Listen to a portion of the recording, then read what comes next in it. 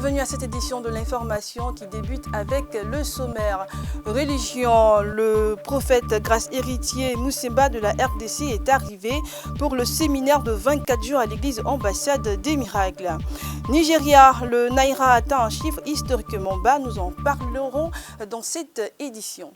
Mesdames et messieurs, bonsoir. Comme à l'accoutumée, l'église ambassade des miracles, poussée par le Saint-Esprit, conduit le peuple de Dieu dans un intense moment de jeûne et de prière chaque début d'année.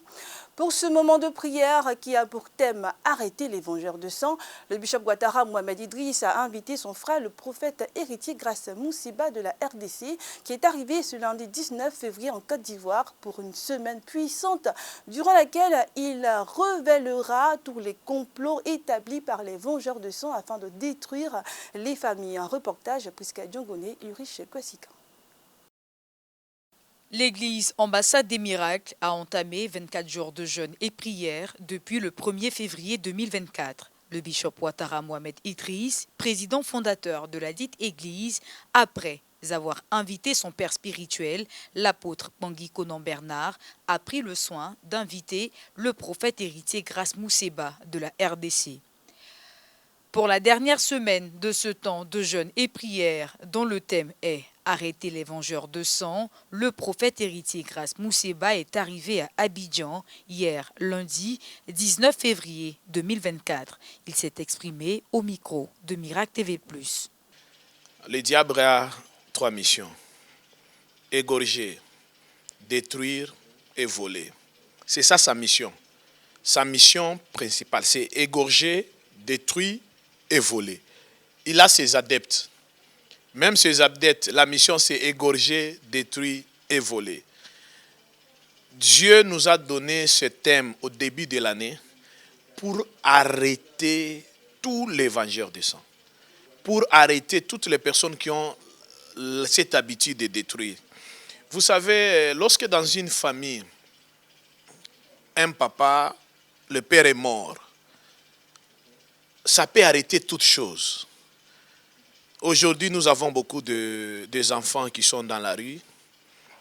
Tu peux poser une question: non, mon père était mort, on s'est retrouvé dans la rue. Et il y a beaucoup de gens qui continuent à faire des choses comme ça, qui continuent à détruire. Alors, en tant qu'enfant de Dieu, Dieu nous a donné ce mandat de faire arrêter toutes ces histoires-là. Toutes les personnes qui ont l'habitude de se venger, de détruire, de tuer. La Bible nous a donné le pouvoir de marcher sur les scorpions et sur les serpents. Et j'ai l'assurance, le Dieu que nous servons, je crois, il y a des hommes de Dieu qui ont déjà passé, notre papa Bernard, il y a aussi le bishop a parlé de ça. Et cette semaine, Dieu m'a envoyé aussi pour parler de ça, et non pas seulement parler de ça, de révéler même leur complot. Parce qu'ils se mettent ensemble pour détruire les enfants de Dieu, pour tuer, pour égorger. Et nous, en tant qu'enfants de Dieu, on va se lever pour arrêter. Et cette année doit être une année de paix, doit être une année de stabilité. Cette année, on ne peut pas détruire des innocents et on ne peut pas détruire les enfants de Dieu. Parce que nous croyons à un Dieu qu'on appelle Jéhovah Sabaoth, c'est l'Éternel des armées. Mais s'il y a des gens qui se lèvent pour nous détruire, ils vont se rencontrer avec le sang de Jésus. Et non pas seulement se rencontrer avec le sang de Jésus, Jésus nous a légué ses pouvoirs. C'est pourquoi, ne rate pas cette semaine, on va chasser, on va arrêter tous les vengeurs de sang. On va se lever comme un seul homme pour réclamer le sang de Jésus. Et Jésus a versé son sang, il y a déjà une alliance. Et nous aussi, on ne peut pas continuer à verser nos sangs parce que quelqu'un a décidé. Mais nous croyons que cette semaine, Dieu va révéler tout ce complot-là pour que les enfants de Dieu entrent dans une nouvelle saison. Pourquoi pas vivre en paix? L'orateur hôte, bishop Ouattara, a pris le soin, après son petit frère, de justifier le contexte de sa présence pour ce temps de jeûne et prière. Shalom, que le Seigneur vous bénisse. Très heureux, n'est-ce pas, d'être en votre compagnie par le canal de la télé qui transforme. Que la paix soit avec vous et dans vos maisons au nom de Jésus. Nous sommes en train de tirer allègrement vers la fin de notre temps de jeûne et prière. Nous sommes à jour J moins 6, moins 7. Et j'ai décidé, n'est-ce pas, par inspiration du Saint-Esprit, d'inviter le prophète héritier Grace Mousseba, qui aujourd'hui fait partie de notre famille. Bien avant lui, l'apôtre Bangui Bernard, mon père spirituel, est intervenu pour la simple et bonne raison qu'un homme, n'est-ce pas, sur terre a deux filiations. Vous avez la filiation humaine et la filiation divine. Et l'œuvre de Dieu se fait par la filiation divine. Et donc, naturellement, en début d'année, il était important que le Père dise un mot pour nous bénir. Après lui, dans le sens, n'est-ce pas, de la restauration des vies, j'ai discerné qu'il nous fallait avoir le prophète héritier Grace Mousseba, je l'ai dit, qui est ivoirien maintenant aussi, parce qu'il est de ma famille. Il est mon frère et mon petit frère dans le cadre, n'est-ce pas, du service de Dieu. Et Dieu lui a accordé une grâce particulière dans la dimension de la voyance prophétique. Et donc, après avoir prié pendant 3 semaines, nous estimons que le don que le Seigneur lui a fait peut lui permettre de venir aider le peuple de Dieu à entrer dans la validité, n'est-ce pas, de ce thème que nous développons à propos des vengeurs de sang. Nous espérons vraiment de la part du Seigneur que Dieu puisse l'utiliser puissamment pour être un canal de délivrance, mais aussi d'orientation pour que les vies, n'est-ce pas, rentrent dans les voies créées par le Seigneur pour elles. Et donc, c'est une joie qui nous permet de l'accueillir. Nous bénissons le Seigneur. Rappelons que ces 24 jours de jeûne et prière s'achèvent ce dimanche 25 février 2024 au siège de l'église Ambassade des Miracles située en Abidjan, Cocody, Riviera à Toban, derrière le 30e arrondissement, après la Ségrae. Nous en parlions hier dans notre édition. Au Nigeria, le Naira, la monnaie du pays, connaît une chute assez fulgurante. Cette situation intervient au moment où le pays avait connu un taux d'inflation assez important au mois de janvier. La monnaie nigériane a atteint un niveau historiquement bas. Lundi, le Naira nigérian a chuté sur les marchés officiels et officieux et les actions ont enregistré leur plus forte baisse en une journée depuis plus d'1 an.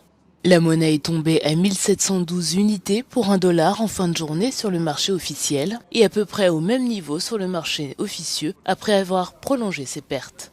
Un effondrement qui inquiète les investisseurs qui ont vendu des actifs locaux.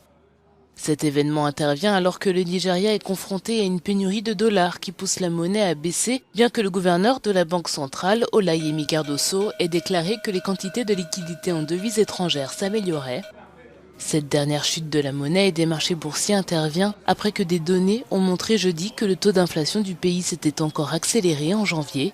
Il avait atteint près de 30% en termes annuels en raison de la flambée des prix des denrées alimentaires.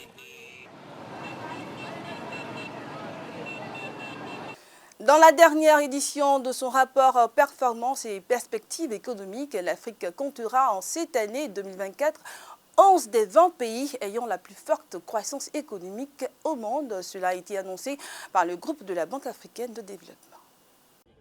Selon le récent rapport de la Banque africaine de développement, BAD, intitulé « Performance et perspectives économiques de l'Afrique » dévoilé vendredi 16 février 2024 en Éthiopie, l'Afrique est en passe de devenir un acteur majeur de la croissance économique mondiale.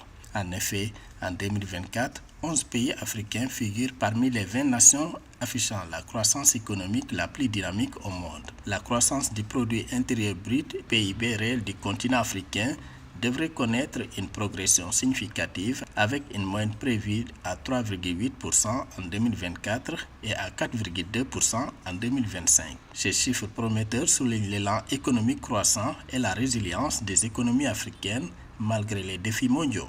Ces perspectives économiques positives peuvent être comprises à travers, d'une part, la mainmise désormais de beaucoup de ces pays à l'image de l'AES, des pays de l'AES, sur les ressources naturelles, ce qui leur donne de nouvelles ressources très importantes. Selon la BAD, l'amélioration des chiffres de la croissance pour 2024 est le reflet des efforts concertés des décideurs politiques du continent pour mener des stratégies de diversification économique axées sur l'augmentation des investissements dans les secteurs clés de la croissance, ainsi que sur la mise en œuvre de politiques nationales visant à consolider les situations budgétaires, à inverser l'augmentation du coût de la vie et à stimuler la consommation privée. Et la deuxième chose, c'est un peu un changement de paradigme dans la perception de la stratégie économique en investissant désormais dans les secteurs productifs pour changer le modèle d'importation.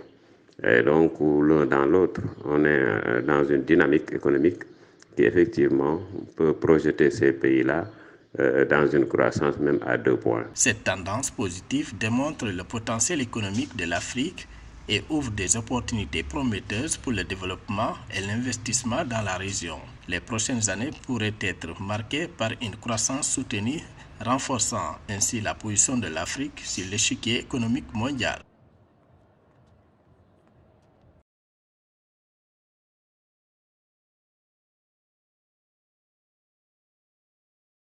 C'est au Sénégal que se sont réunis ce vendredi 16 février 2024 les organisateurs d'éleveurs ouest-africains pour finaliser une stratégie de plaidoyer visant à protéger l'industrie laitière locale face à ce qui est considéré comme une concurrence déloyale du lait en poudre importé. Le tout dans cet livre. Au Sénégal, des organisations d'éleveurs ouest-africains se sont réunies le 16 février à Thiès pour peaufiner une stratégie de plaidoyer. Cette réunion avait pour objectif de protéger la filière laitière locale confrontée à une concurrence jugée déloyale des poudres de lait importées à moindre coût. Au cours de cette rencontre, les organisations pastorales ont mis en place un cadre destiné à mener un plaidoyer efficace pour défendre les intérêts des éleveurs et préserver la production laitière régionale. Cette initiative démontre l'engagement et la détermination des éleveurs ouest-africains à faire face aux défis actuels et à assurer un avenir durable pour leur industrie. Nous allons à partir de ça mettre en place une stratégie qui nous permettra d'ici la fin de l'année de mener beaucoup de campagnes de sensibilisation et de plaidoyer auprès des décideurs, même auprès des consommateurs pour qu'ils consomment le lait local et pour en tout cas au profit de nos populations. La situation avec le lait en poudre, parce qu'il est importé, il est faiblement taxé et donc le coût est bas par rapport à nos productions. Ce qui laisse donc nos éleveurs qui ne bénéficient pas du marché, de la manne qu'offre le marché laitier. Par ailleurs, l'Association pour la promotion de l'élevage au Sahel et dans les savanes, APES, une organisation de droit burkinabé, a déclaré que le tarif extérieur commun TEC imposé par la CEDEAO n'assure pas la protection de l'industrie laitière locale. Ces produits importés sont vendus à des prix jusqu'à 30 voire 50% moins chers que le lait produit localement, ce qui entrave le développement d'une industrie laitière locale forte et durable. On a des outils en ce sens que la tarification au niveau de la CEDEAO, ce qu'on appelle le tarif extérieur commun de la CEDEAO, actuellement ne protège pas la filière lait locale. En ce sens que les importations de poudre de lait passent dans la bande de 5% de taxation. Ce qui fait que, qu'est-ce que les industriels font? Ils amènent du lait en poudre en vrac et ils le reconditionnent sur le territoire africain dans les petits sachets. Donc ça passe sans grande taxe au niveau de la douane. Donc ça fait que vraiment ça entre et ça déstructure la filière lait local. La filière lait local est essentielle pour la survie de plus de 48 millions de producteurs et la création de milliers d'emplois, notamment pour les jeunes et les femmes dans la région.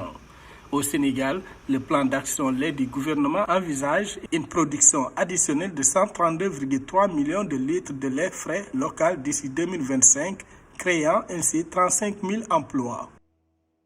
C'est tout pour cette édition de l'information. Merci à vous, chers fidèles téléspectateurs de Miracle TV+, de l'avoir suivi. Je vous souhaite à vous toutes et à vous tous, fidèles téléspectateurs, une bonne suite de programmes sur MTV+, la télé qui transforme.